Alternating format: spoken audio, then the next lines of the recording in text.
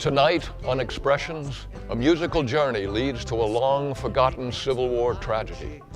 Follow local musician Jeff Stahira as he leads us through the past with songs remembering the greatest maritime disaster in United States history. This band of brothers who could take it on the chin. This was the last great march of the skeleton soldiers. Hey, Tonight on the Sultana.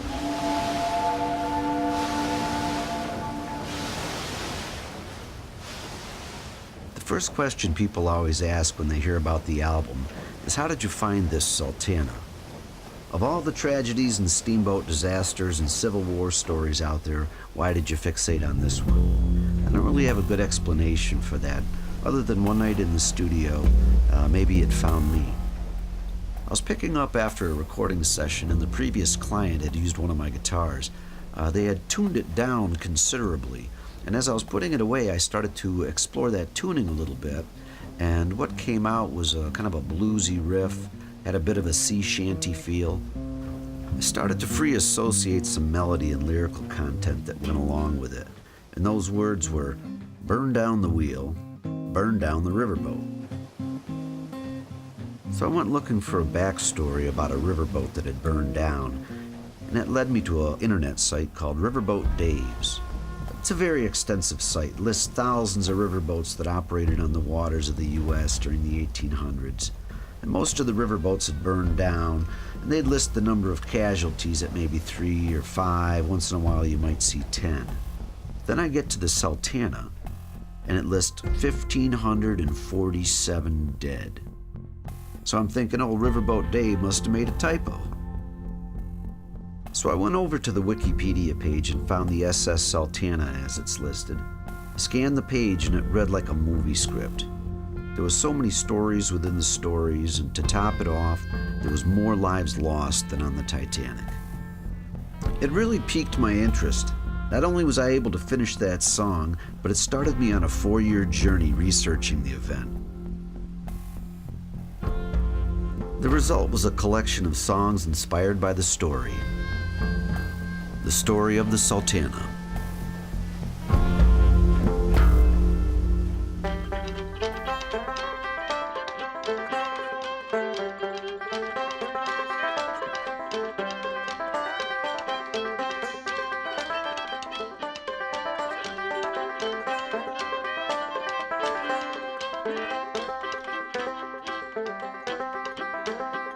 Rather walk to Mansfield on 2 broken legs than in this southern prison, wishing I was dead. Keep in lockstep now, don't you fall behind. Homeward we shall march, set free at 4 Mile Bridge. Some came from Cahaba, aboard a devil's train. Derailed were those boxcars and shortened up our chain. Keep in lockstep now, don't you fall behind. Homeward we shall march, set free at 4 Mile Bridge. Across the big black river, they will treat you so, wrap you in old glory before they let you go. Keep in lockstep now, don't you fall behind. Homeward we shall march, set free at 4 Mile Bridge.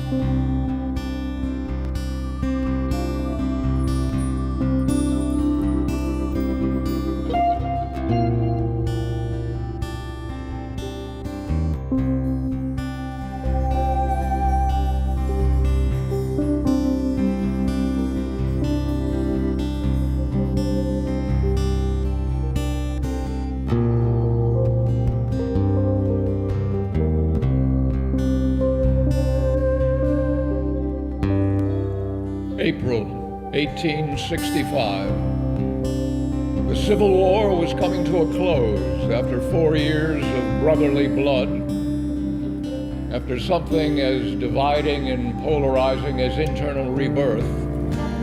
Things don't clean up all that quietly. The war was all but over after the surrender of General Lee. As one chapter of history was closing, another was just beginning. John Wilkes Booth shoots President Lincoln in what he considered to be the South's final act of heroic defiance. Lincoln's funeral train travels from D.C. through several states before coming to rest in Springfield. The nation's largest manhunt ensues. The fractured nation's eyes of disbelief stay riveted on the written word and wire reports.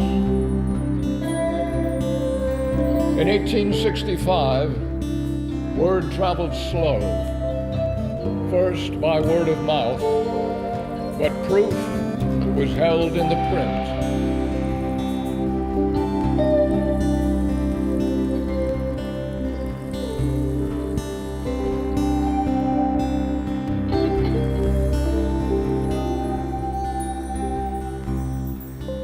In the process of prisoner exchange, Southern-held Union captives would be sent north. Of those from the Midwest, some would pass through a makeshift site known as Camp Fisk at 4 Mile Bridge.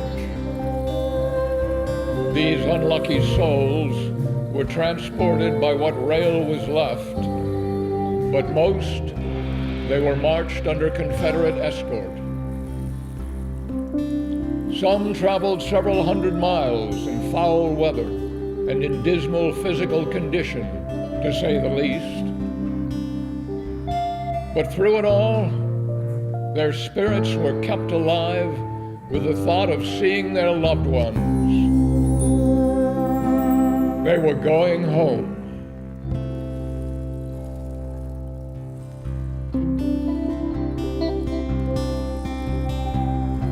It was through this camp at 4 Mile Bridge that a few thousand prisoners would pass on their way to board an ill-fated steamship known as the Sultana.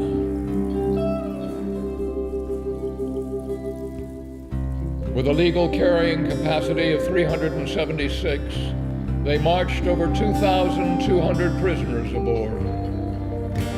There they would join the 100 civilians, 85 crewmen, 60 horses and mules, 100 hogsheads of sugar, 12 Sisters of Charity, and 1 alligator. A mascot located in the bulkhead in a crate.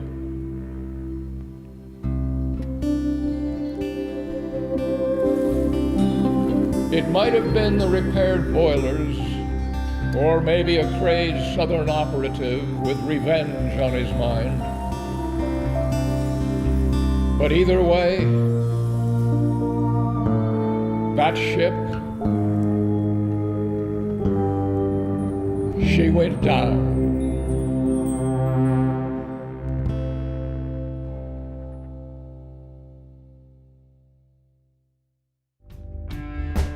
Well, that Reuben Hatch, he's one of the villains of the story. Multiple accounts of him as a quartermaster in the military on the Union side, cooking up schemes and cooking the books and skimming off the top and taking kickbacks. And he was involved in getting a little bit of the grease on his hands by overloading the Sultana. The story has it that he was getting a kickback from the Merchants and Peoples line, and so he was guaranteeing them a healthy payload, and in turn he would get a kickback for doing that. Now, years later, when they had Captain Speed on trial to take the blame essentially for overloading the ship, they had subpoenaed Reuben Hatch, who had by then became part of the civilian life, And of course, he never showed up for the trial, and he just slipped into the darkness.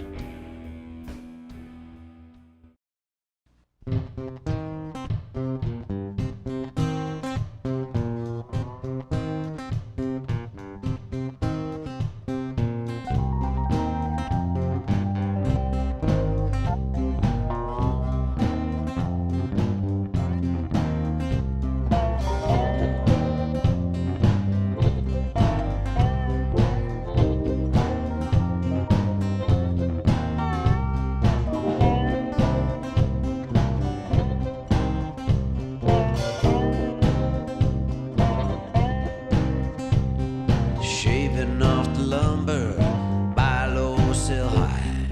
Grants investigation in Caro. Assistant quartermaster arrested for bribes. Hatch throws the ledger book into the Ohio. But it was right back ashore.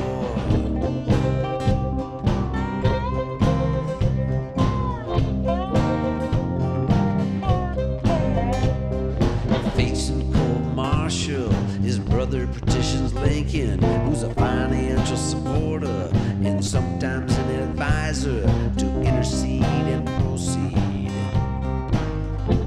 So Hatch was never tried.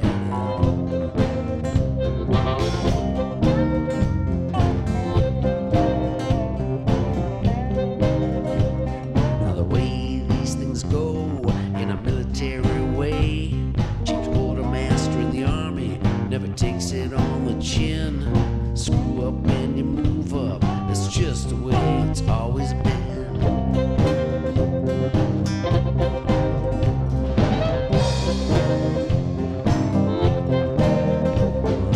Now down in Vicksburg, the quartermaster there got his mitts and mason, no victims were spared.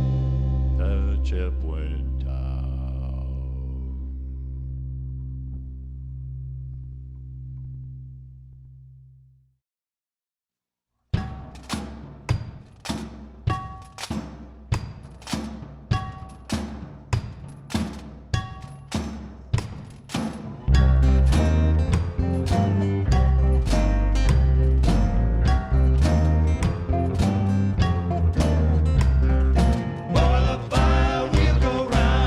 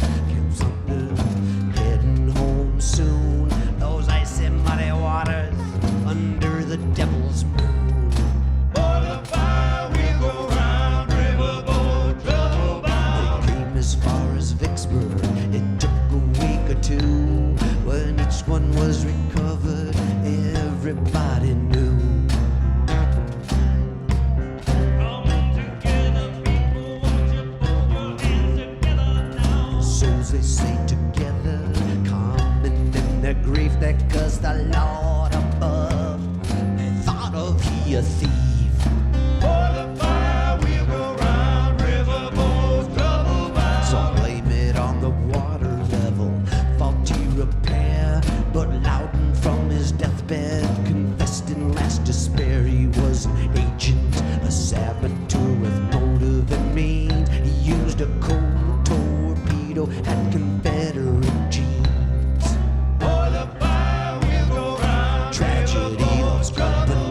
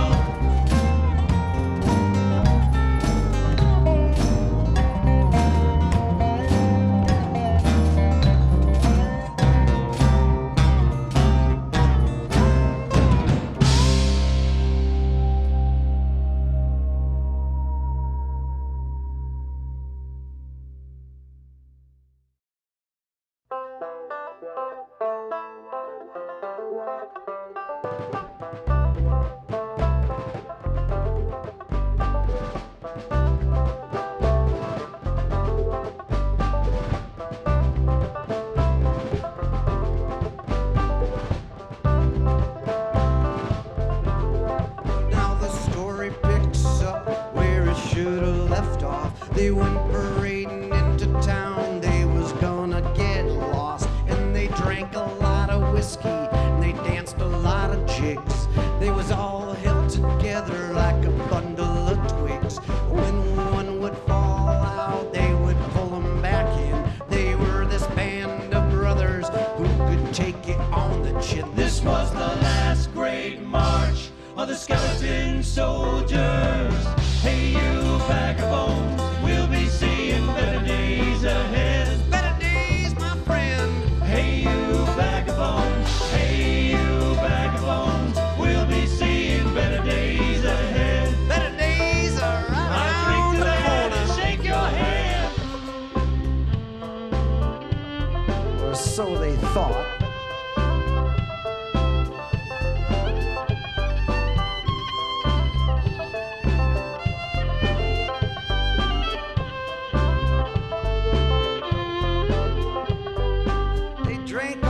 Drink and they danced all they could dance, and they had so much fun there before having to head home and be responsible after the war and all.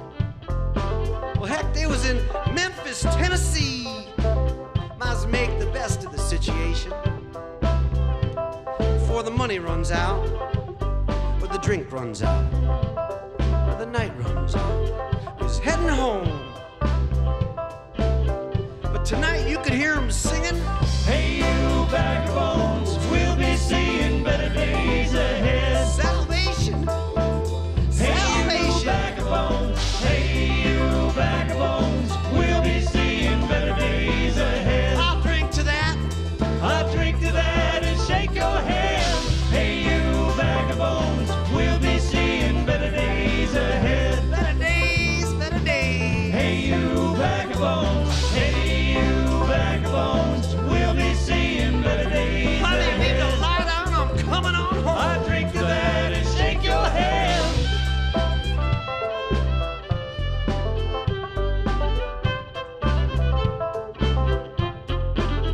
So they ate together, they drank together, till the escort crew had to herd them back to shore. That superstructure, wooden hauled steamer, a gridiron long. Well, they made quite a picture. They was bayonets on rifles in a 7-foot Tennessee cavalryman from Company D. Well, now the story picks up where it should have left off. They went parading back on board. They was heading due north, and they's huddled all together in their temporary digs. They was all held together like a bundle of twigs, and when one would fall out, they would pull them back in. They were this band of brothers who could take it on the chin. This was the last great march of the skeleton soldiers.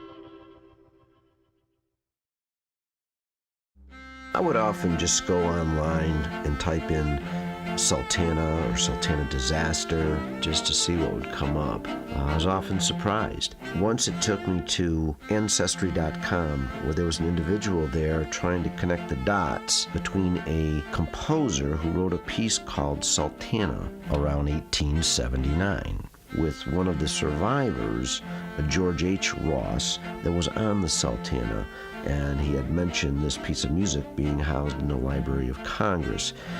So no sooner did I read that, I was over at the Library of Congress, and in a matter of minutes I was downloading the sheet music for this piece. And one of my goals had always been to have this piece recorded, and to our knowledge that's the first time it's ever been recorded in history.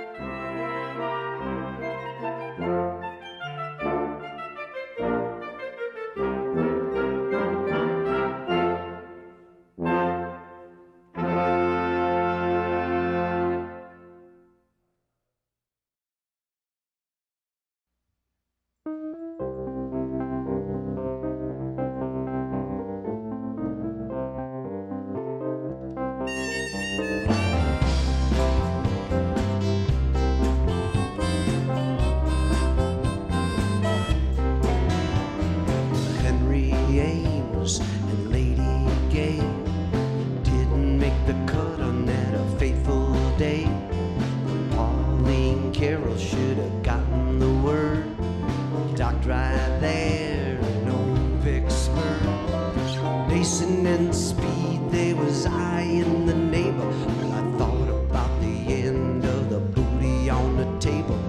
Could this be the end of the merchants and people's line? There wasn't enough to go around this time. Enlisted, get you 5, an officer would bring you 10. Why, thank you, Uncle Sam.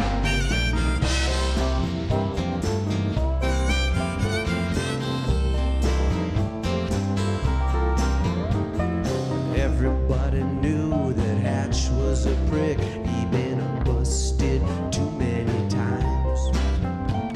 His brother had to bail him out by going to Grantham, Lincoln, at least once. A brigadier general who was greedy had a weasel in Hatch, who had a weasel in Captain Speed. Just gonna make sure they made a lot of money taking one last trip, going up north. The side wheels are rocking. They was hoping that they had a little luck left in them. The night would prove there was nothing in the tank.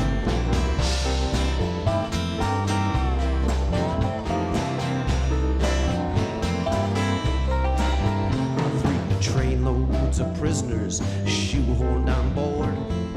100 tourists, 85 more, made up the crew on that fateful night. Very few would make it to see the daylight. Well, it's 2 a.m. on a chilly late April morning when a blast lit up the north sky. A sea of bodies living hell. It was hard to tell what would float by. You grabbed a hold of something. Ride a dead horse, grab a hog, steal a neighbor, get a log, get a log. Take a blind man.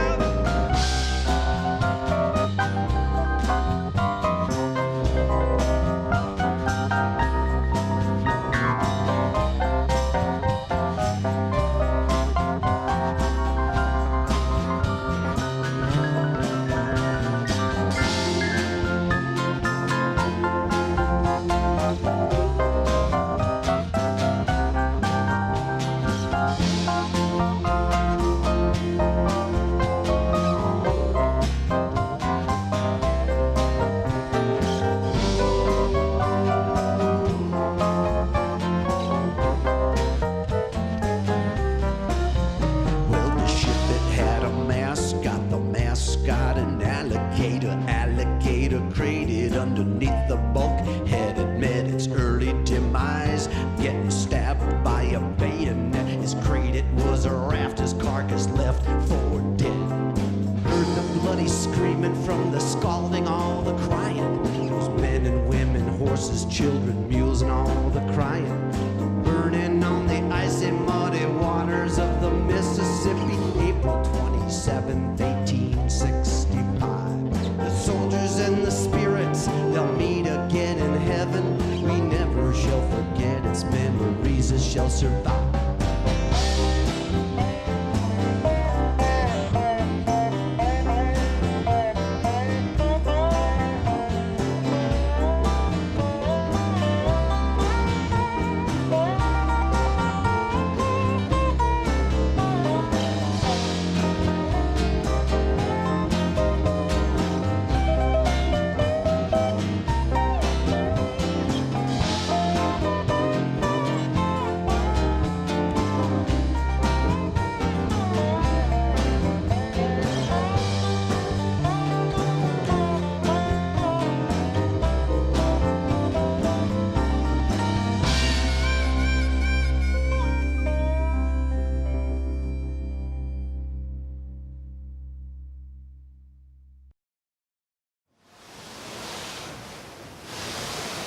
Some of the things about the story of the Sultana, in my mind at least, seem to write themselves.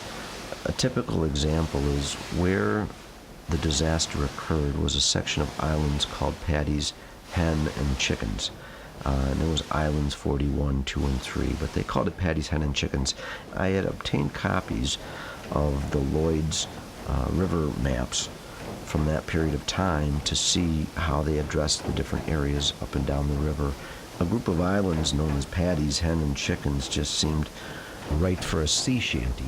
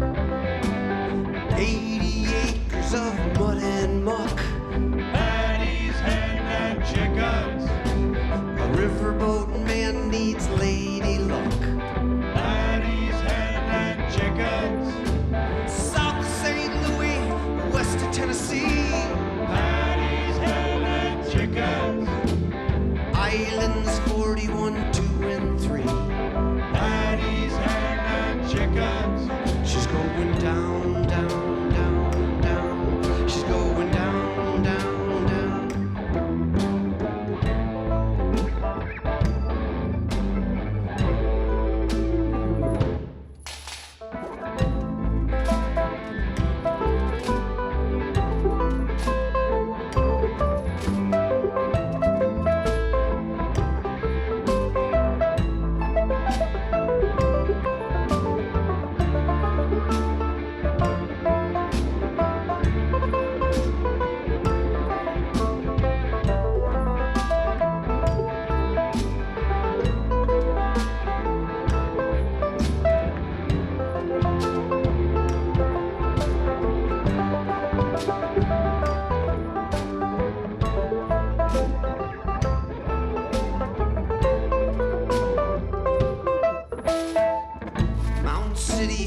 Arkansas. Patty's Hen and Chickens.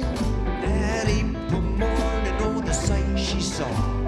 Patty's Hen and Chickens. Roasted skin, charred bones. Patty's Hen and Chickens. Under farmers' fields with no headstones. Patty's Hen and Chickens. She's going down, down, down. She's going down, down, down. She's going down.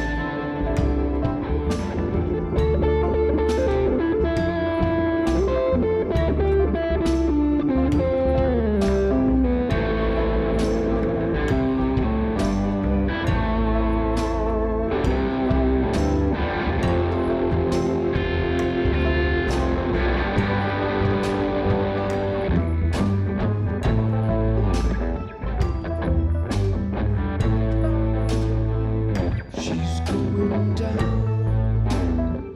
She's going down. She's going down. She's going down. She's going down. She's going down. She's going down.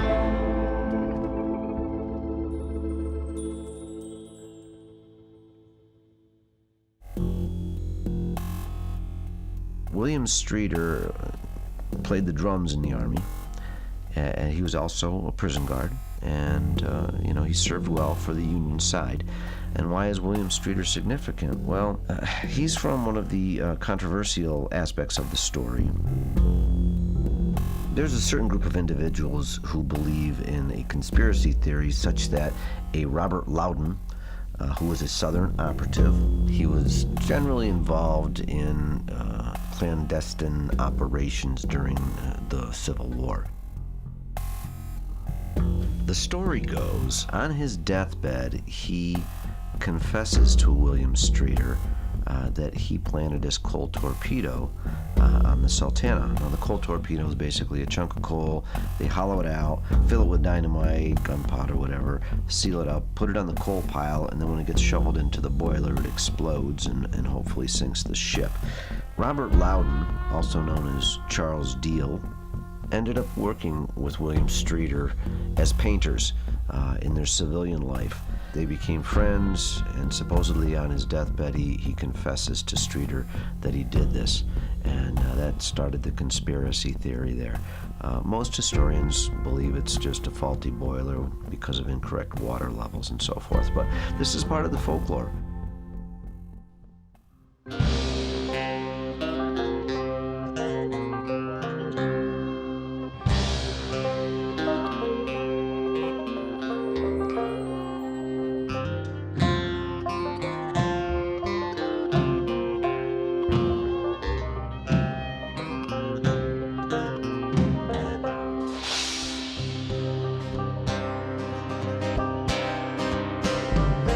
Alias Charlie Deal says he burned down the wheel that he booked in '65.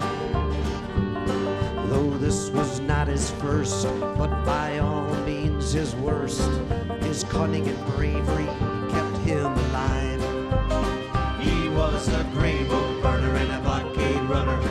He was that mail-carrying kind. He had been sentenced to death by the old commish, but he had other things on his mind.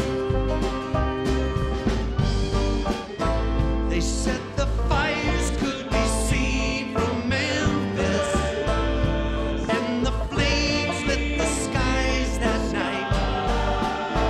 Although the war was to be over, there was one last battle to fight.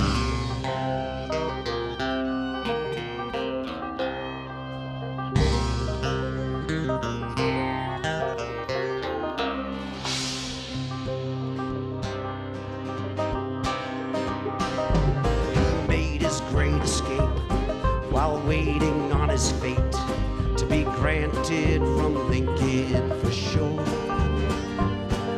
So the tale read, as William Streeter said, it went south till the close of the war.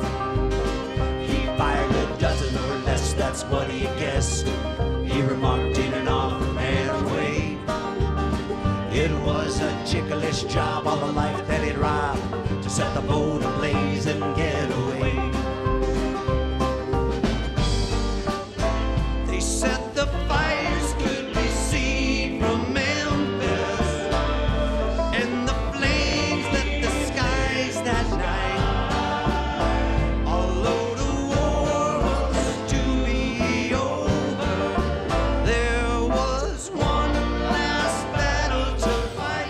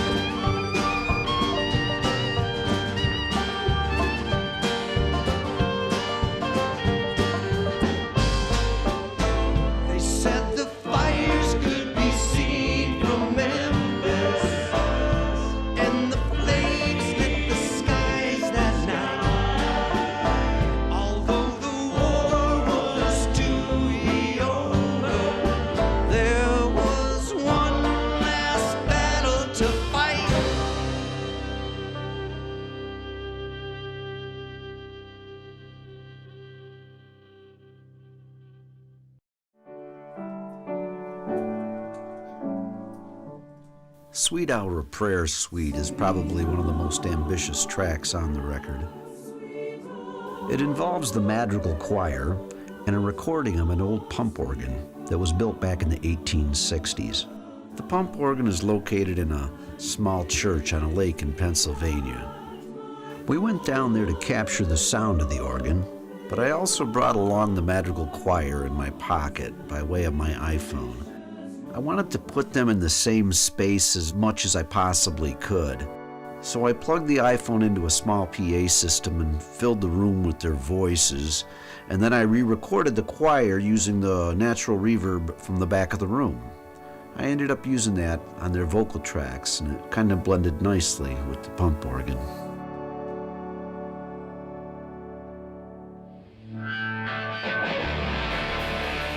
Now, the suite takes advantage of the dynamic range of the record. It has the loudest, most obnoxious guitar, Jimi Hendrix, Neil Young mashup volume thing going on right there at the beginning. Then it goes right down into the Madrigal Choir humming the melody, the softest part of the record. And then it builds back up again with embellishments from the pump organ. And so that piece is kind of an ambitious piece, but it was an awful lot of fun to make. And Sweet Hour of Prayer was one of the popular hymnals at the time, and it's mentioned in a couple of different books and readings, so I thought it was an appropriate track to include as the memorial tribute to them, those lost in the Sultana tragedy.